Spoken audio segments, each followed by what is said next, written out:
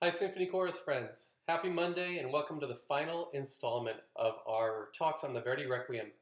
Today we're tackling the Libera Me, which is the last movement, but as we remember from our first talk, the first movement to be composed, because Verdi wrote it as part of that Messa per Rossini, the original mass that was written some years before the final Verdi Requiem was written. He wrote this Libera Me as the closing movement for that.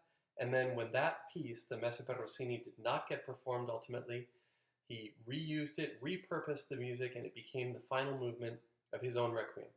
There are some differences and details of how he revised his version for the Messa per Rossini into the new Requiem, but today we're just talking about the revisions, the ones that we'll be doing as part of the Verdi Requiem performances this fall. So here we go.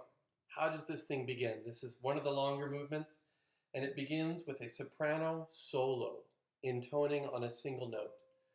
And she sings, Libera me Domine de morte eterna in die illa tremenda, on a single C. And it gives the feeling like she's just speaking rather than singing. We don't know the context yet harmony-wise. The previous movement ended in B flat, if you remember.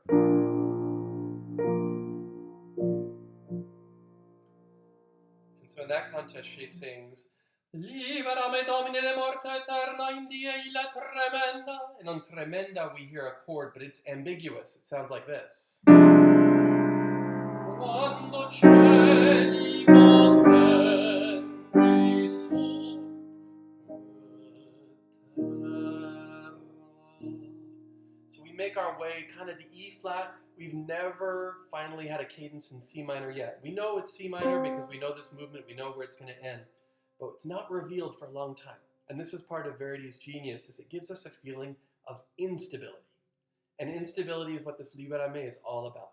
Because the prayer says, liberate me, free me from eternal death in that terrible day when the earth and the seas are moving. And so we have a sense of that insecurity, of that fear, and it's reflected in these unstable harmonies.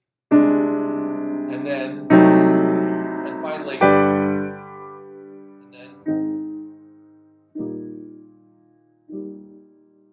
and then the chorus makes its first appearance, and they're singing senza misura, without measure. In the same way that the soprano is chanted, they chant. Libera me Domine de morte eterna, in die illa tremenda. And then this is one of those magical moments in Verdi Requiem. It side slips down a whole step. Quando cieli movendi sotto terra. D flat major, D dog flat major. And as we know, in hindsight, that this is all in C minor, this D flat, the flat second scale tone, is what's called the Neapolitan color, meaning it's the second scale tone, which would normally be D in C minor, but in this case, it's lowered and flattened. And composers turn to this, starting in the classical era in particular, when there's great pathos, when there's great emotion, there's seriousness, there's depth of feeling, very often in a low tessitura. That's exactly what Verdi's doing here. So this is a reference to past techniques that he's using. And then, from there, we go from D flat to G, back to the half cadence of C minor that we're eventually going to settle in. After that short bridge, the soprano sings Dum veneris judicare, always on one note, the same single note, over and over and over again. Then finally, a little bassoon quartet drops in.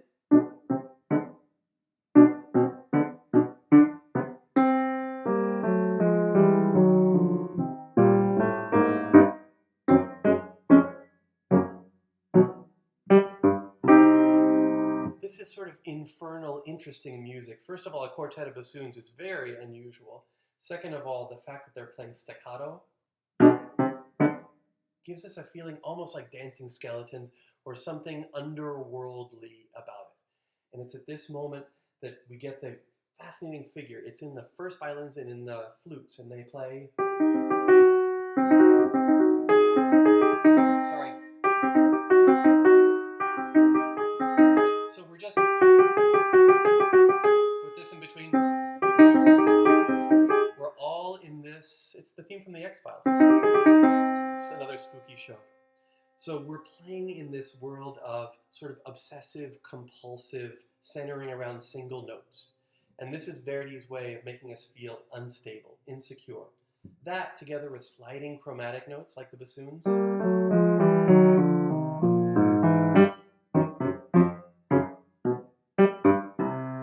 that feeling of this, definitely otherworldly, referencing demonic things. Similarly, we hear a lot of this sound. Tritones are appearing everywhere, considered the devil's interval. So we have these dark underworld kind of relationships going on musically in the scene that Verdi is painting. So he brings in a glimmer of hope at the end of this. All of that goes for a while, and then the soprano ascends at the end, and she sings Tremens factus sum ego et timeo. And all of a sudden, out of nowhere, like a ray of light, it's C major. And we get a feeling like, oh, maybe there's hope, but it's a question mark. It's a very weak ending. And you think, maybe something good is yet to come. There's hope here. And what comes next? Sorry about that one. Diacida is back. This is a great dramatic moment in this piece because we know that the text from the Requiem Aeternam comes back and the Diacida reappears in the final movement in Libera Me. So of course Verdi's going to bring that music back. Now we remember that in fact it was written in the Libera Me first, and he extrapolated that and put it back in the Diacida from the beginning. So really it's the beginning that's imitating the ending. But in any case, we know that the same music is coming back. And this moment is great because you have that C major, hopeful, with that tender third up on top, and then you might expect something in a related vein or a related key, and instead, totally unrelated key, complete interruption, great dramatic moment, and a return of the Diacida. So that music takes a long time to wind down, but eventually it makes its way to F. And you hear it's all a pedal tone, a repeated low note, and it reduces to a single F, and that's revealed to be the dominant of this B flat major sound, B flat minor sound that we're going to hear.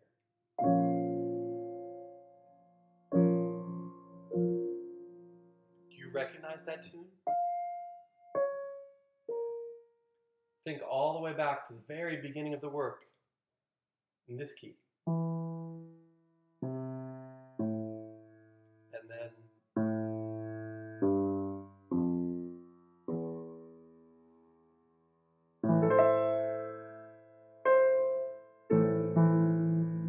do you remember that from the beginning? Verdi has brought it back. And again, not surprising that it should come back here because these are the words from the first movement, Requiem aeternam donais requiem. So we have that same text, that same idea. But this time, instead of A minor from the beginning, we're now in B flat minor. And here the scoring is amazing because it's for the chorus, a cappella, and the soprano soloist this time. The soprano soloist is a shimmering voice over the top, and we have this.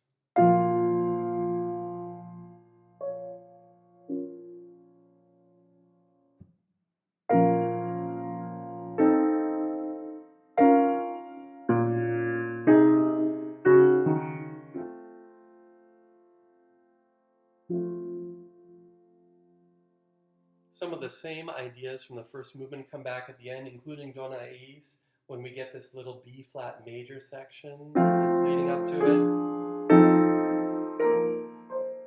Do you remember that from the first movement? Much of the same music comes back. This goes in a beautiful, beautiful 3 or 4 minute section all the way to the end, where the soprano has a high B flat, and she's singing again a cappella, unsupported by the orchestra, just the chorus is with her, and she sings Requiem.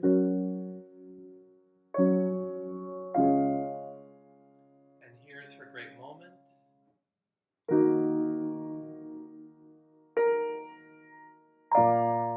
High B flat that she has to float.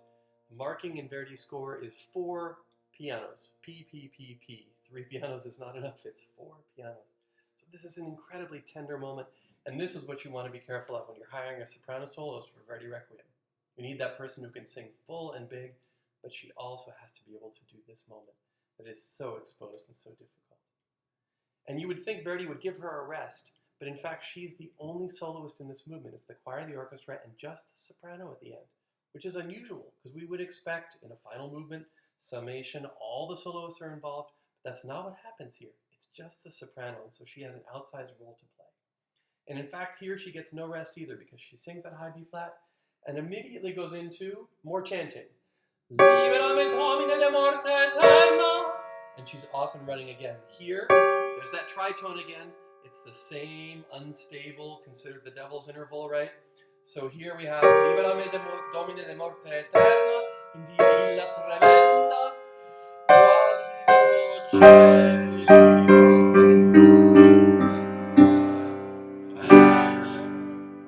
and we expect, and that's what we're going to get. And here this tune that she sings, sorry, I added a note. Let me do it again.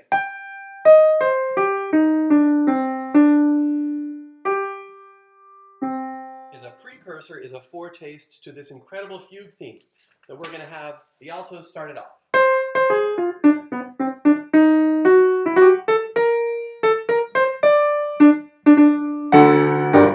And then every section gets their turn at it. This theme is muscular, it's strong, it spans over an octave. We start on C here, all the way down to low B, and then back up to D, one note above, where we started, and then the sopranos have it.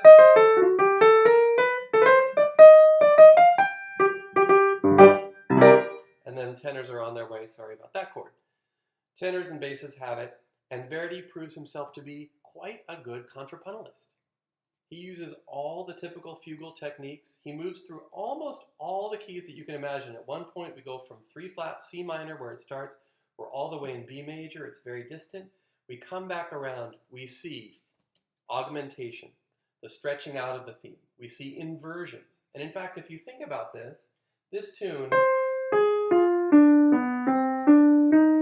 is not so different from, do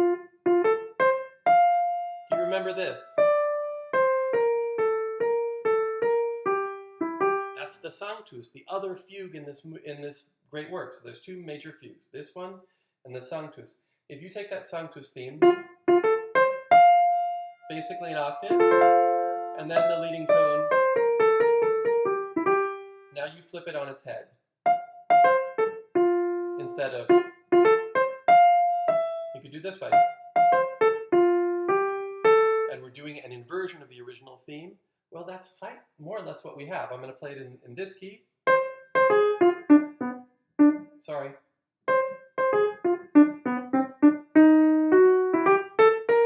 Do you hear it?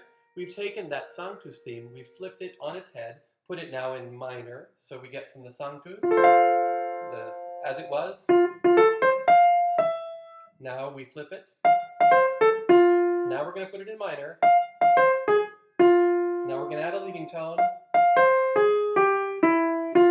And now we have this tune, played in a different key.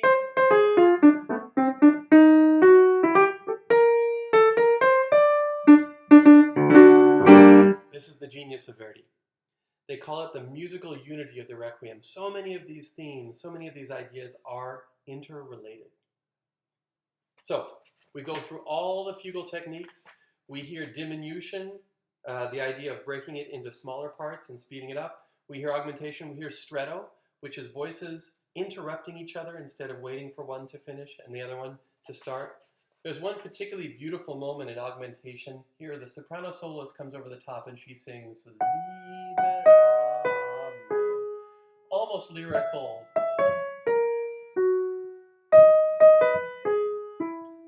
The note values have been doubled, so they're twice as long. That's a great example of augmentation. And so we go all the way to the end of this until basses settle on a G pedal. A pedal tone is almost always announcing that we're coming to the end of something, right? It's saying, hey, we're setting up a dominant, then that is eventually what happens. And we get the final section, which is written for 4 voices. This was Verdi's marking. He says, have 4 voices only sing this section. In practice, it's usually not done that way because it's performed in really big venues. So in the choruses, it's usually a bigger group than that. We get all the way to the end of the fugue. And then the basses, again, introduce a new idea. This is a diminution of some of the original fugue themes, now transformed just a little bit. They're singing Dum Veneris, and again, 4 pianos.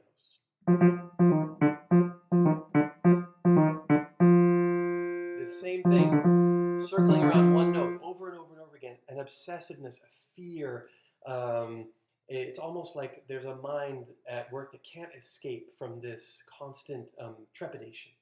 That's answered by the upper 3 voices in the orchestra, and it leads us all the way into this tremendous upheaval, the tutta forza, all forces, bringing in as loud as you can sing, as big as you can sing, this moment of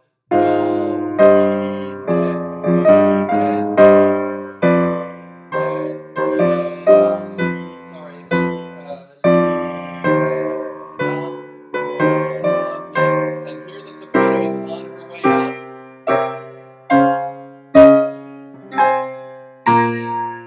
And here's her Isia. That's the one.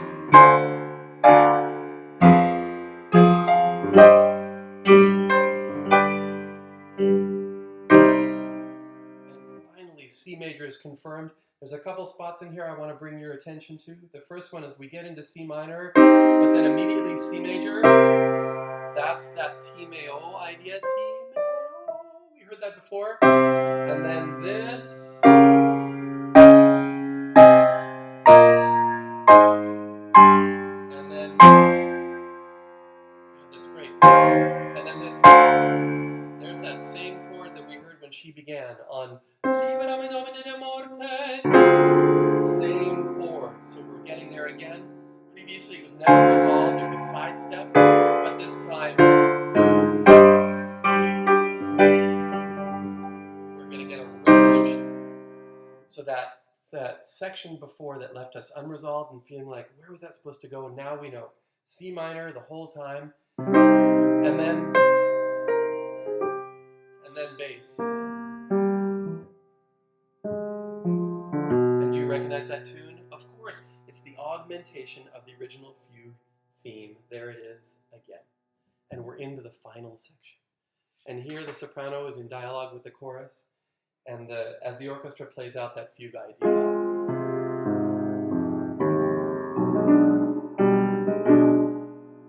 And she sings as before. But in this time, instead of singing up in that healthier big range, she's down here in the very bottom of her register. It gives us this feeling like she's exhausted, that there's no more energy left, that they've been fighting this fear, and there's a question mark. And there's this ambiguity at the end that's so fascinating, because what we get is C major in the end.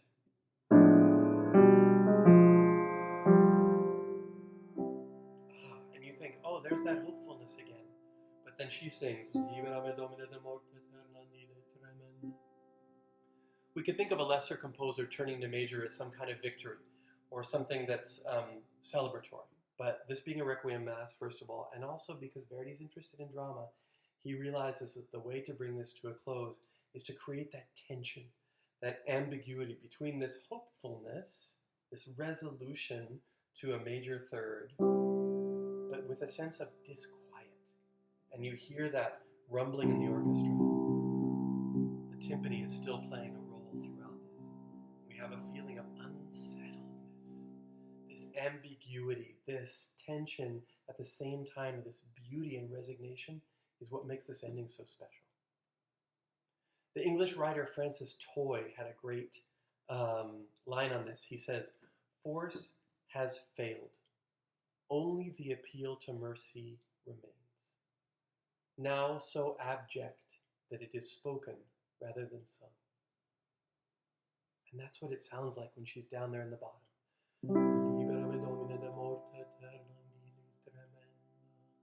And And then the chorus has these big triplets that feel almost timeless. And they're joined by the soprano. And finally,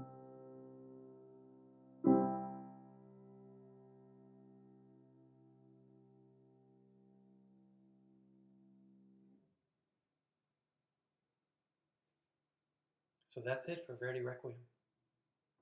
I'm so excited to tackle this work with you this fall. I cannot wait for us to come back together in just a couple of months and sing what I know is one of the great choral orchestral repertoire, pieces of repertoire that we have from the 19th century.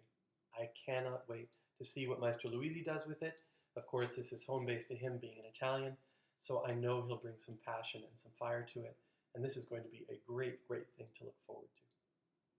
Stay tuned for next Monday's installment of this video series. I will be tackling something new, a work to be determined. So if you have any last-minute suggestions, let me know this week. Shoot me an email. I am happy to take your suggestions, and maybe, just maybe, you'll get yours on the air. Until then, friends, keep music in your life. Stay close to those that you love. Know that I miss you.